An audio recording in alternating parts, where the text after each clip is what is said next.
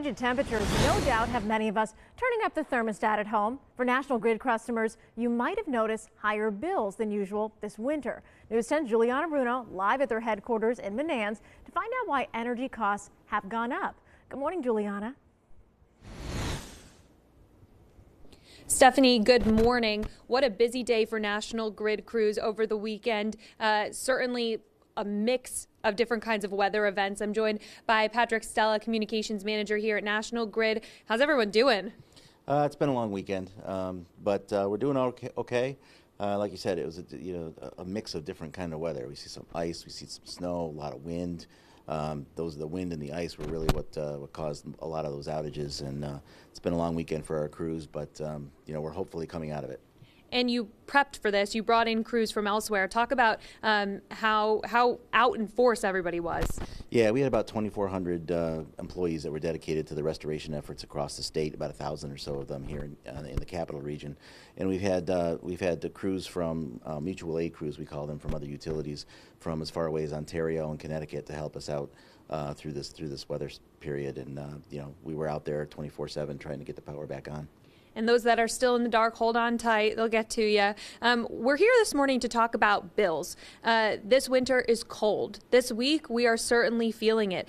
Some people might raise their eyebrows when they get that bill in the mail. Tell me why. I mean, you do bill forecasts for seasons like this.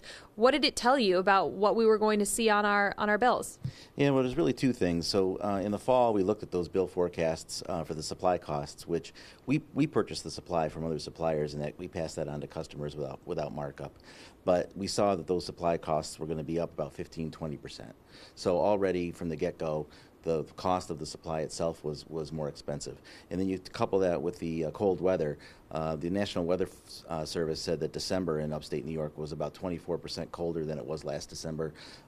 January was about 15% colder. So you're going to use more energy to keep your house at the same temperature. So you're using more energy that's more expensive. So yes, we are seeing that bills are going up. We have heard that from our customers. And we have a lot of programs and a lot of things in place to try to help them out where we can.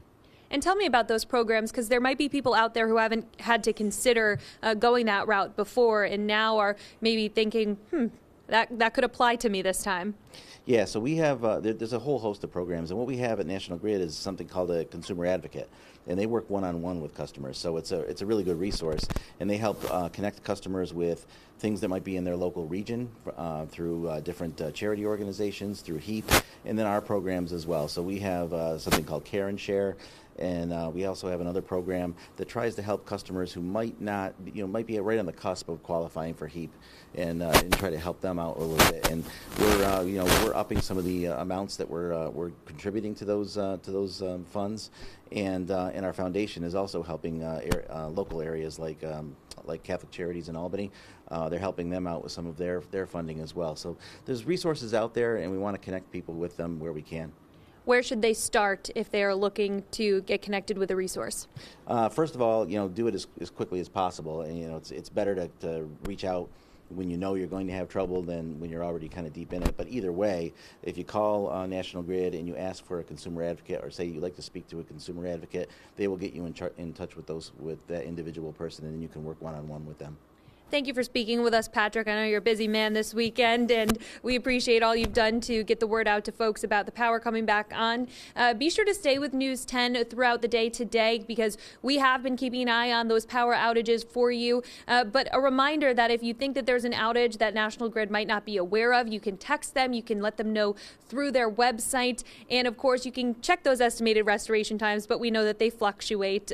So just be patient and try to weather the storm safely. I'm reporting live in Menands, Juliana Bruno, News 10 ABC.